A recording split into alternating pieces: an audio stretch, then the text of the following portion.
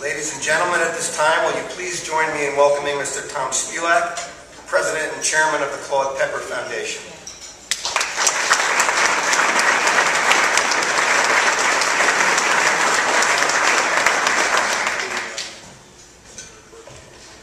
Good evening, everyone. On behalf of the Claude Pepper Foundation and the Claude Pepper Center at Florida State University, it's an honor to be with you here tonight on the 25th anniversary of the Alliance's Bipartisan Congressional Awards Gala.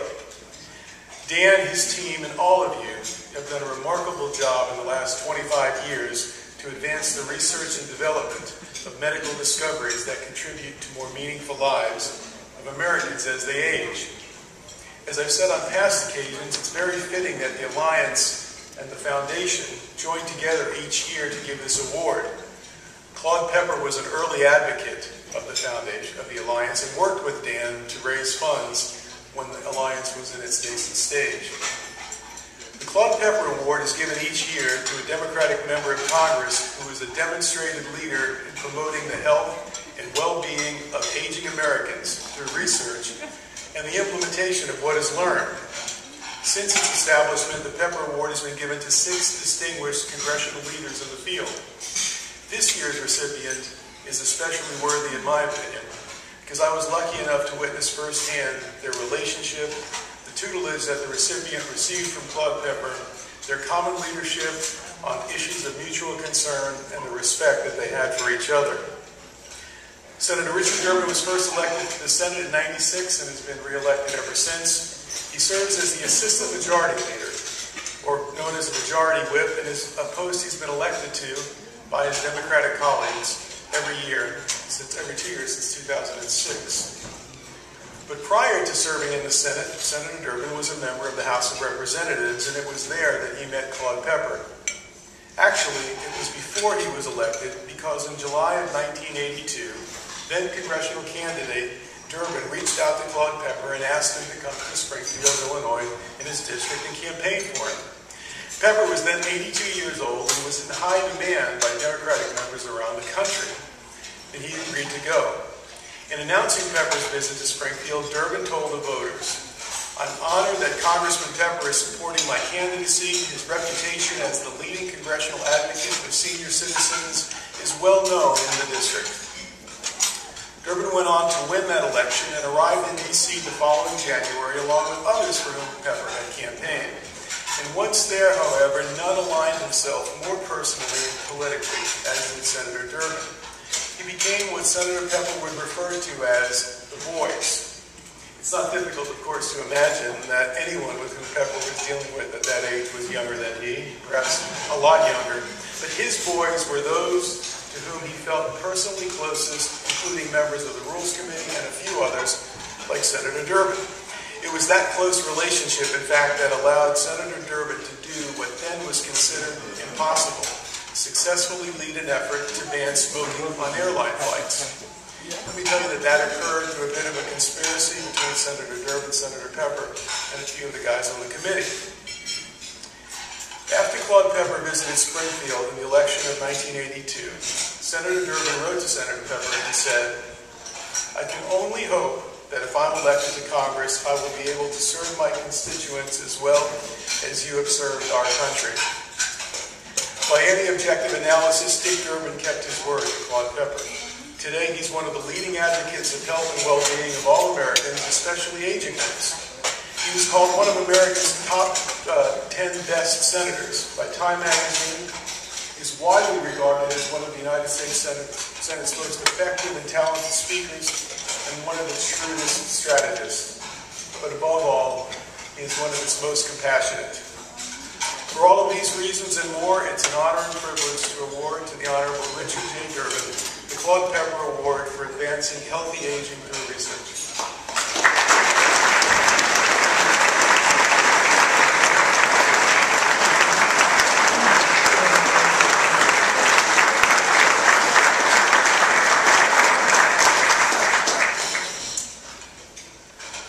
Tom, thanks for the great introduction, and it's great to see you again. Tom used to be the gatekeeper of the House Rules Committee, one of the most powerful positions when Senator Pepper was the chair. And thanks to the Claude Pepper Foundation Foundation for all the work it does. Dan Perry and the staff at Alliance for Aging and Research, it is a particular honor to receive this award on the 25th anniversary. Special thanks to my recognition to my friend and colleague Mike Ensign for receiving the Connie Mack Award. Mike is a great fellow, and truly we do work on a bipartisan basis. I really enjoyed my relationship with him. A lot of old friends are here tonight. John Bro came by, said hello. Good to see you, John. I saw Ralph Regula here, former congressman, and retired Congressman Ralph Regula of Ohio, and my fellow Illinoisan, John Porter, who is here, who played an extraordinary role in dramatically increasing medical research at the National Institutes of Health, and should be remembered for that. I also I saw Billy Tozan. We didn't get a chance to say hello, but I've known Billy so long, I knew him when he was a Democrat. Claude Pepper used to tell the story when he was 10 years old, growing up in Dudleyville, Alabama. He carved on a tree trunk the words, Claude Pepper, U.S. Senator, at the age of 10. When I was 10, my biggest dream was a two-wheel bicycle for Christmas. I'm no Claude Pepper, but I'm honored to receive an award in his name. And Tom told the story correctly about July of 1982, when Claude Pepper, then 82, came to my district in central Illinois. He started the day in Kansas City, Missouri, campaigning for Alan Wheat for the House of Representatives, caught a plane from Kansas City to St. Louis and then to Springfield, and arrived about 2 o'clock in the afternoon. I had a senior citizens rally for him in Springfield at 3 o'clock. He finished a little after 4. We drove about 40 miles away to Decatur, Illinois, where we had another senior citizens gathering and a press conference. And as we drove back to Springfield, I was pretty tired. It had been a pretty long day. And I said to Senator Pepper, would you like to go out to dinner? Thinking he'd say no. He said, I can't entertain you. But he said, I'd like to first get a chance to see Abraham Lincoln's home in Springfield. Well, we got there at 9 o'clock, and they opened it up for Senator Pepper, and he took a tour of Abraham Lincoln's home. We were done about 9:30, and I said, I can take you back to the hotel. He said, I thought we were going to dinner. I went to dinner at about 10 o'clock. The 2 hearing aids started whistling as the batteries ran out of juice, but he was still rolling. By 10:30, I was completely exhausted. Took him back to the hotel and said I'd pick him up in the morning. But he was that kind of person, working long, long days, just innervated and energized by what he believed. Tom mentioned one of the most important things that I managed to accomplish in my career in Congress, and it was like Malcolm Gladwell's tipping point. You never knew at the time that it was going to have the impact that it had. It happened when I got on a plane in Phoenix, Arizona, came late for the plane, ended up sitting in the smoking section, center seat, between 2 chain-smoking sumo wrestlers. And I said to myself, it's got to get better than this. If this is miserable for me, imagine what it is for this poor older person sitting in front of me, and for this young mom with a baby just 2 rows away. Got off the plane and said, I'm going to ban smoking on airplanes. Well, I went back and it was greeted by my staff with utter silence. They thought I was crazy. Nobody had ever tackled the tobacco companies, and we'd been warned not to, because so many Southern congressmen really depended on tobacco. But I decided to try it anyway. Couldn't get first base in the House Appropriations Committee because of a man named Bill Natcher from Kentucky who stopped me. And so I went to the Rules Committee, and Chairman Claude Pepper was there. And I knew that the deck was stacked against me because the entire leadership, Democrats and Republicans, opposed this idea of doing anything to stop tobacco. Well, lo and behold, at the last minute, to the shock of everybody in that committee room, Claude Pepper kind of mumbled his way through, and the next thing you know, I was on my way to the floor with a rule that gave me a right for an amendment. I went up to Senator Pepper afterwards and thanked him, and he said something that I came to understand a little later on. He said, you know, coming from the South, born in Alabama, representing Florida, he said, I never talked much about tobacco.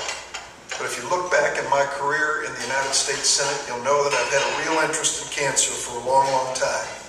And I did look back. And I found that in 1937, it was one of his very first bills in Congress to create the National Cancer Institute.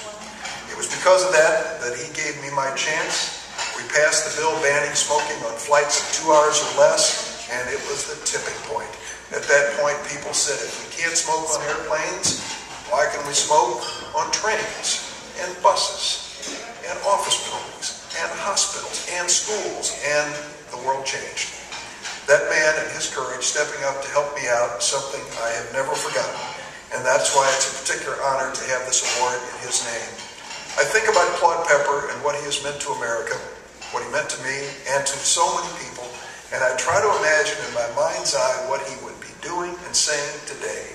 I know for sure that he would be the most outspoken person to protect Social Security. Those of us who were around, and a lot of the congressmen who were here were around at the time, when we faced the famous Pickle Pepper Amendment. I'm sure that John remembers that, and a few others do too. It was Jake Pickle in Texas on the Ways and Means Committee who wanted to raise the retirement age for Social Security to 67. Claude Pepper said, nope, 65. We had the face-off in the vote, and Jake Pickle won by just a handful of votes. But that was the kind of fight that Claude Pepper was going to wage every time anybody went after a program for seniors. I can imagine where he'd be today when we talk about the future of Social Security and the future of Medicare. I know he would be a solid voice to make sure that we don't forget our seniors, how much they've meant to this country and how much they'll continue to mean. I recall when he passed away, I went down to a service at Florida State University where they recreated Claude Pepper's office. If you ever get down there, you got to see it. It's an amazing thing because among his collection of autographs, next to one another in his office in the Rayburn building, John, you may remember, was an autographed picture signed by Orville and Wilbur Wright. Next to an autographed picture signed by Neil Armstrong. So you talk about a span of life in public life, and Claude Pepper could tell the story. They named a new building at the National Cancer Institute in his name, the Claude Denson Pepper Building, a well-deserved honor for a great man. I know that he'd be fighting today for medical research. He understands, as we all do, how important that is to the future of this nation. There's one thing that I have to go back to, as Ken mentioned earlier in his talk, and that's just the simple numbers that we face. Today, people 65 and over make up 12% of all Americans, but they account for over 1/3 of total health care spending and more than 3/4 of all federal health care spending. Research, aging research, is not only a good thing and a right thing, it's a smart thing. If we want to save money and add to the quality of life of the people that we love, investing in research for those who are aging is critically important. On January 1st of this year, 10,000 Americans reached the age of 65. On January 2nd, another 10,000. Every day since, and every day for the next 18 years, the boomers have arrived. And for Social Security, Medicare, even Medicaid, it is a dynamic, population dynamic that drives your work and should inspire you to do even more. I have been honored to be part of your effort in the past. I thank you for your leadership and your support for vital research. I will treasure this award in the name of one of my real heroes, Senator Claude Pepper. Thank you.